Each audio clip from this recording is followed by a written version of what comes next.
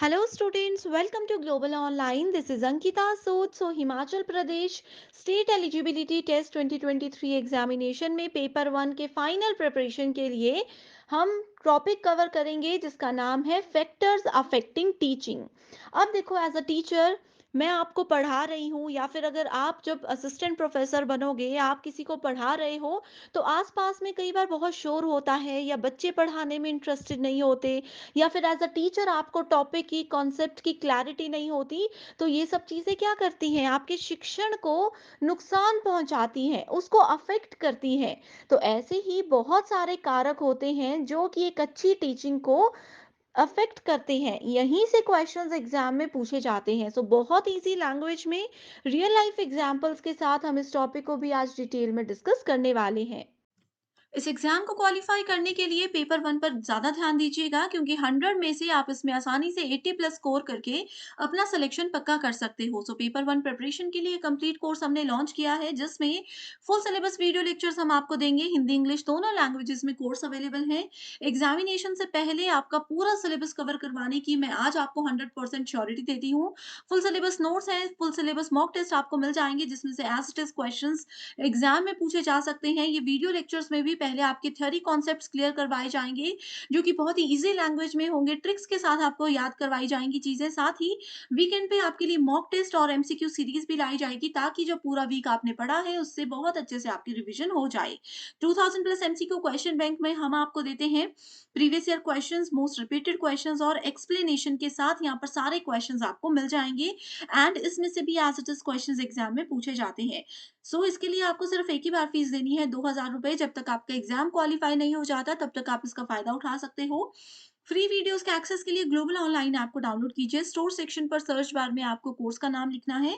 इस कोर्स के अच्छे से आप लोग ओवरव्यू को जरूर पढ़िएगा। इसकी ड्यूरेशन 6 मंथ्स है। कंटेंट पर क्लिक करने के बाद आपके सामने मेरे सेपरेट सेशंस आ जाएंगे। इसमें अभी 150 से ज़्यादा सेशंस आपको मिलते हैं एंड मैं आपको श्योरिटी देती हूँ कि इन लेक्चर्स के अलावा आपको कुछ भी कहीं से भी पढ़ने की ज़रूरत नहीं है। आपको यहाँ पर फुल सिलेबस मॉक टेस्ट मिल जाएँगे दोनों लैंग्वेजेस में, फ्री डेमो वीडियोज़ अलग-अलग एजुकेटर्स की आपको मिल जाएगी।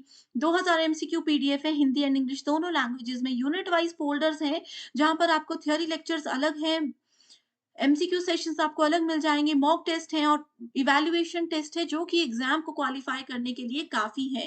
तो स्टूडेंट्स जल्दी से आप गिवन नंबर्स पर कॉन्टैक्ट करके हमारी टीम से इस कोर्स की पूरी जानकारी ले सकते हो एंड जल्दी से इस कोर्स को जॉइन भी कर सकते हो। टीचिंग एप्टीट्यूड जो कि यूनिट नंबर 1 है उसका कंप्लीट सिलेबस क्या है? ये आपके सामने यूजीसी नेट लेवल के अकॉर्डिंग टीचिंग एप्टीट्यूड का कंप्लीट सिलेबस है। जिसमें कि पहले लेक्चर में हमने डिस्कस किया है टीचिंग के बेसिक कॉन्सेप्ट्स, उसके objectives and levels of teaching. दूसरे लेक्चर में हमने डिस्कस किया है लर्नर्स कैरेक्टरिस्टिक्स एंड तीसरे लेक्चर में हमने डिस्कस किया है एडोलेसेंट और अडल्ट लर्नर के 4 कैरेक्टरिस्टिक्स क्या होते हैं, साथ ही इंडिविजुअल डिफरेंसेस क्या होते हैं। ये 3 लेक्चर्स बहुत ज़्यादा इंपॉर्टेंट है। साथ ही मैंने इनमें शॉर्ट ट्रिक्स की हेल्प से आपको हर एक चीज़ बताई है। अगर अभी तक नहीं देखा है तो ज़रूर इन लेक्चर्स को देखिएगा। एंड हमारा आज का जो टॉपिक है वो है फैक्टर्स अफेक्टिंग टीचिंग। वो कौन-कौन से फैक्टर्स हैं जो कि टीचिंग को इफेक्ट करते हैं? एक टीचर के पॉइंट ऑफ व्यू से, एक लर्नर के पॉइंट ऑफ व्यू से और सपोर्ट मटेरियल के पॉइंट ऑफ व्यू से हम आज की इस वीडियो में चीज़ों को डिस्कस करने वाले हैं। अब बढ़ते हैं अपने टॉपिक की ओर जिसमें आज हम बात करेंगे शिक्षण को प्रभावित करने वाले कुछ कारक यानी कि फैक्टर्स अफेक्टिंग टीचिंग। अब देखो, एक टीचर है, एक स्टूडेंट है या फिर एक क्लासरूम है जहाँ पे मल्टीपल स्टूडेंट्स बैठे हुए हैं, ठीक है? कौन-कौन सी वो चीज़ें हैं जो कि इन टीचर के टीचिंग को इफ़ेक्ट करती है, ठीक है? टीचर के टीचिंग को इफ़ेक्ट करती है। पहला तो वो टीचर के खुद के कुछ फैक्टर्स हो सकते हैं, जैसे कि टीचर को सब्जेक्ट का नॉलेज ही नहीं है, टीचर को पढ़ाने में इंटरेस्ट ही नहीं है, टीचर की हेल्थ इश्यूज़ चल रहे हैं, कुछ भी हो सकता है। तो ये सारे टीचर के पॉइंट ऑफ व्यू से कुछ फैक्टर्स हो सकते हैं, जिससे कि उनकी बच्चों की पढ़ाई में प्रभाव पड़ रहा है। दूसरा, लर्नर के पॉइंट ऑफ व्यू से अगर हम देखें, तो ये हो सकता है कि लर्नर को पढ़ने में इंटरेस्ट ही नहीं है। ठीक है? दूसरा हो सकता है कि लर्नर को टीचर का पढ़ाने का तरीका पसंद नहीं आ रहा, या फिर तीसरा ये हो सकता है कि लर्नर को जिस लैंग्वेज में टीचर पढ़ा रहे हैं, जिस तरह से एग्ज़ाम्पल्स दे करके टीचर पढ़ा रहे हैं, वो पसंद नहीं है। एंड तीसरा फैक्टर हो सकता है एनवायरमेंट रिलेटेड फैक्टर, जैसे कि जिस जगह पे मान लीजिए ये क्लास चल रही है, उधर आस-पास बहुत ही ज़्यादा शोर है, ठीक है? वहाँ पे बिल्कुल पीसफुल एनवायरनमेंट नहीं है, या फिर जहाँ पे टीचर ने पढ़ाना है वहाँ पे उनके पास ब्लैक बोर्ड, व्हाइट बोर्ड ये सब चीज़ें हैं ही नहीं। तो इससे क्या होगा, ये सारे वो कारक होते हैं जिसकी वजह से एक टीचिंग प्रोसेस इफ़ेक्ट करता है। स्टूडेंट्स अच्छे से चीज़ों को नहीं समझ सकते। इस तरह से क्वेश्चंस एग्ज़ाम में आते हैं, कुछ रियल लाइफ एग्ज़ाम्पल्स आपको बताए जाएँगे एग्ज़ाम में, और आपको बताना है कि ये जो फैक्टर है ये किससे रिलेट करता है, टीचर से, लर्नर से या फिर एनवायरनमेंट से। तो आगे इस वीडियो में मैं आप लोगों को वन बाय वन इन चीज़ों को डिटेल में डिस्कस करूँगी। आपको सभी के सभी पॉइंट्स जो हैं वो नोट करने हैं, एग्ज़ाम में ज़रूर पूछे जा सकते हैं। तो सबसे पहले हम टीचर के पॉइंट ऑफ व्यू से बात करते हैं, तो पहला फैक्टर हो सकता है educational qualification and subject knowledge, यानी कि शैक्षिक योग्यता और विषय का ज्ञान। अब जैसे कि मैं आप लोगों को यूजीसी नेट पेपर 1 पढ़ा रही हूँ। अगर मान लीजिए मेरी खुद की क्वालिफ़िकेशन 12th है, ठीक है? साथ ही मुझे पेपर 1 में टीचिंग एप्टीट्यूड और इन चीज़ों का नॉलेज बिल्कुल भी नहीं है, तो क्या मैं आपको अच्छे से पढ़ा पाऊँगी? नहीं पढ़ा पाऊँगी। ये तो ऐसा रहेगा कि या तो मैं क्रैमिंग करूँगी या फिर मैं कहीं से कॉपी पेस्ट करके एज़ इट इज़ स्टेटमेंट्स बोलूँगी। तो ये चीज़ें बहुत इफ़ेक्ट करती हैं एक अच्छी टीचिंग प्रोसेस को। दूसरा है अवेयरनेस ऑफ लर्नर फैक्टर्स, यानी कि सीखने वाले कारकों के बारे में जागरूकता। अब यहाँ पे ये चीज बहुत इंपॉर्टेंट है। अब जैसे देखो, इसका एक एग्जांपल बताती हूँ। जैसे अभी हम लोग आपके लिए न्यू बैच लेकर आए हैं, तो हमें पता है कि न्यू बैच जो भी स्टूडेंट्स ज्वाइन करेंगे वो बिल्कुल बेसिक इंट्रोडक्शन से लेकर के प्रीवियस ईयर क्वेश्चंस और एडवांस चीजों तक जाएंगे। तो हम लोग आप लोगों को एक लर्नर के फैक्टर्स को ध्यान में रखते हुए बैच स्टार्ट करते हैं। वहीं दूसरी तरफ जो अभी सितंबर में एग्जाम होना है, तो उन स्टूडेंट्स के लिए हमने 30 डेज कोर्स लाया है। क्यों? क्योंकि हमने आपको ध्यान में रखा कि 30 दिन हमारे पास है, तो डिटेल में हम चीजें नहीं पढ़ा सकते। तो उसमें हम आपको सिर्फ इंपॉर्टेंट चीजें एंड सिर्फ रिवीजन करवाएंगे प्रीवियस ईयर क्वेश्चंस के थ्रू। तो इस तरह से रहता है। तो एक अच्छा टीचर वो होता है जो कि लर्नर के फैक्टर से अवेयर हो, उनको पता हो कि किस तरह से, किस सिचुएशन में एक लर्नर को पढ़ाया जा सकता है। Right? So students, I hope ये जो रियल लाइफ एग्जांपल्स मैं आपको दे रही हूँ, इनकी हेल्प से आप लोग और अच्छे से चीजों को समझ रहे हो और याद रख पाओगे। नेक्स्ट है experience of the teacher.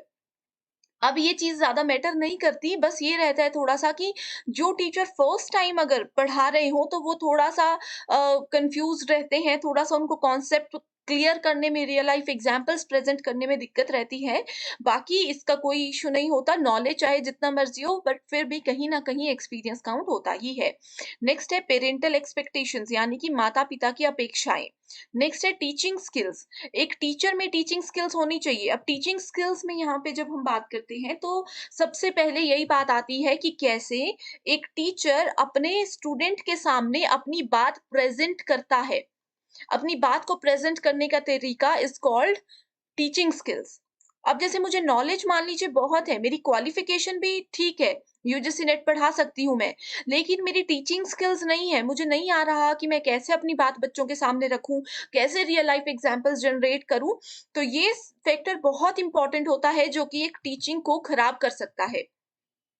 Methods of teaching में बहुत से मेथड्स होते हैं। तो यहाँ पे ऐसा नहीं होता कि एक टीचर को हमेशा जिंदगी भर एक ही मेथड यूज करके स्टूडेंट्स तक नॉलेज अपना शेयर करना है। ठीक है? वो डिपेंड करता है स्टूडेंट पे, वो डिपेंड करता है लर्नर पे कि वो किस मेथड से सीखना चाहते हैं। अब जैसे मैं आप लोगों को ऑनलाइन पढ़ा रही हूँ, ठीक है? तो हो सकता है कि ये मेथड आपको पसंद ना आ रहा हो। आप में से बहुत से बच्चे ऐसे होंगे जो कि ऑफलाइन लर्निंग पसंद करते होंगे, ठीक है? ये हो सकता है कि बहुत से स्टूडेंट्स ऐसे होंगे जो कि थ्योरी और डिटेल में पढ़ना पसंद नहीं करते। वो लोग सिर्फ प्रीवियस ईयर क्वेश्चंस या फिर अगर हम बोले तो एमसीक्यूज़ की हेल्प से पढ़ना पसंद करते हैं। तो ये हो सकते हैं मेथड्स ऑफ टीचिंग। तो एक टीचर को समय-समय पे अपने टीचिंग मेथड्स को, अपने टीचिंग स्टाइल्स को चेंज करना चाहिए, ताकि उस बैच में, उस क्लासरूम में जितने भी स्टूडेंट्स हैं, किसी को भी प्रॉब्लम ना हो, सब अपने लेवल पे चीज़ को पसंद कर सकें। नेक्स्ट है फ्रेंडलीनेस एंड अप्रोचेबिलिटी।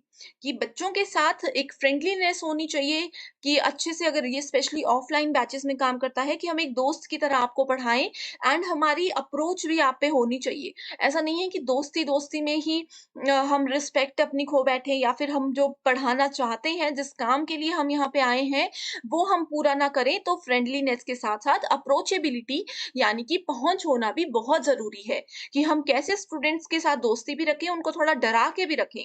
उनको ये चीज़ पे भी रखें कि येस हम टीचर ही हैं और जो हम कहेंगे वो आपको करना ही पड़ेगा। नेक्स्ट है पर्सनैलिटी एंड बिहेवियर। सो एक टीचर का पर्सनैलिटी, उनका बिहेवियर, उनका बात करने का तरीका, उनकी अपनी बात को प्रेज़ेंट करने का तरीका, ये भी बहुत इम्पोर्टेंट होता है। अब आप बोलोगे कि हमें तो पढ़ने से मतलब है, टीचर के पर्सनल बिहेवियर और इन चीज़ों से हमें क्या मतलब? तो देखो, अब अगर एक कोई टीचर आपके सामने आ जाए, वो बहुत ही सुस्ती में है, वो बहुत ही स्लो मोशन में पढ़ा रहे हैं कि नहीं मेरा मन नहीं है, मेरी तबीयत ठीक नहीं है, मैं नहीं पढ़ाना चाहती, ज़बरदस्ती लाया है, तो स्टूडेंट्स भी एक्टिव नहीं रह पाएँगे।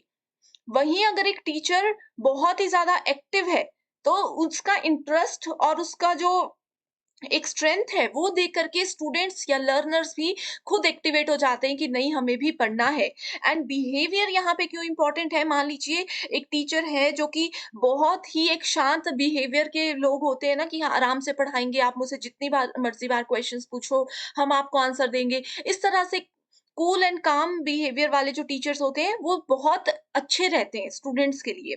वहीं अगर कोई टीचर है जिसको एकदम से गुस्सा आ जाएगा कि अभी तो मैंने आपको ये टॉपिक करवाया, आप फिर पूछ रहे हो, फिर मुझे रिपीट करने को बोल रहे हो, तो ये बिहेवियर अच्छा नहीं होता। तो इसीलिए एक टीचर की पर्सनैलिटी और उनका बिहेवियर अच्छा होना, स्मूथ होना बहुत ज़रूरी है। ठीक है? नेक्स्ट है डिसिप्लिन। येस, अगर पता है हमारी 6 बजे क्लास है तो एज़ इट इज़ आपको 6 बजे हमारी वीडियो मिलनी ही चाहिए। ऐसा नहीं है कि 6 बजे स्टूडेंट्स वेट कर रहे हैं, मेरी वीडियो 7 बजे, 8 बजे मैं अपलोड कर रही हूँ। ऐसा नहीं होना चाहिए, डिसिप्लिन ज़रूरी है। अगर आप लोग भी जब बाद में टीचर बनोगे, टीचिंग में जाओगे तो आप लोगों को भी ये सारी चीज़ें ध्यान में रखनी है, अगर आप एक अच्छा टीचर बनना चाहते हो। नेक्स्ट है इकोनॉमिक फैक्टर्स, कि आर्थिक कारक क्या हो सकते हैं एक टीचर के, वो भी इम्पोर्टेंट होता है। अब स्टूडेंट्स यहाँ पे देखो आपके सामने कुछ पॉइंट्स जो मैंने डिस्कस किए, ये पॉइंट्स टोटल सॉरी ये 10 पॉइंट्स हैं, 9 और ये 10 ठीक है? टोटल 10 पॉइंट्स हैं। अब आपको क्या करना है, पहले तो ये पॉइंट्स याद रखने हैं। दूसरा, इसके साथ जो मैंने आपको रियल लाइफ एग्जाम्पल के थ्रू चीज़ें बताई हैं, आपको उनको भी याद रखना है। क्यों याद रखना है? क्योंकि होता क्या है एग्ज़ाम में आपको रियल लाइफ एग्जाम्पल दिया होगा एंड आपको बोला जाएगा कि टीचिंग के पॉइंट ऑफ व्यू से कौन-सा फैक्टर यहाँ पे यूज़ होता है। नेक्स्ट है लर्नर की अगर बात करें, सो लर्नर यानी कि एक स्टूडेंट का मैच्योरिटी, उसकी एज, मोटिवेशन, प्रीवियस लर्निंग यानी कि पहले से उस टॉपिक के बारे में कितना नॉलेज है वो इम्पोर्टेंट होता है, कितना इंटेलिजेंट है स्टूडेंट, उनका मेंटल हेल्थ, अगर मतलब कई भी लोग बच्चे बीमार रहते हैं तो वो नई चीजें समझ सकते, किसी की मेंटल हेल्थ ठीक है तो वो जल्दी से चीजें समझेगा। Physical need, diet and nutrition, attention and interest, ये बहुत इंपॉर्टेंट है। जो अटेंशन और इंटरेस्ट के साथ पढ़ता है वो लर्नर हमेशा सक्सेसफुल होता है। अभी जैसे अगर आप लोग वीडियो अच्छे से नहीं देख रहे हो, बस नोट करने पे ध्यान दिया है, सामने टीवी लगा रखा है, मोबाइल चला रखा है, तो मतलब आप लोग ध्यान नहीं दे रहे हो। आप अभी पढ़ोगे, रात तक ये टॉपिक भूल जाओगे। ऐसा नहीं होना चाहिए। अभी आप लोग क्यों इस लेवल पे हो कि आप अपने आप को एक टीचर के पॉइंट ऑफ व्यू से भी देख रहे हो, एक लर्नर के पॉइंट ऑफ व्यू से भी देख रहे हो। ठीक है? तो दोनों चीज़ों को आपको ध्यान में रखना है, ये समय ऐसा है। नेक्स्ट है गोल सेटिंग, आपको अपना एक गोल लेकर के चलना है कि आज रात तक हमें ये टॉपिक कंप्लीट करना है। 1 मंथ में हमें ये टॉपिक, ये यूनिट्स कंप्लीट करनी है। Levels of aspiration and factors affecting teaching related to the learners. So ये सारी चीज़ें हैं जो कि एक लर्नर के पॉइंट ऑफ व्यू से इम्पोर्टेंट है। यानी कि ऐज की अगर हम बात करें, मान लीजिए कोई 10 साल का बच्चा है, उसको मैं यूजीसी नेट में पढ़ाने लग गई, रिसर्च एप्टीट्यूड पढ़ाने लग गई, तो क्या वो समझेगा? नहीं समझेगा। तो ये फैक्टर्स होते हैं जो कि एक लर्नर को इफ़ेक्ट करते हैं।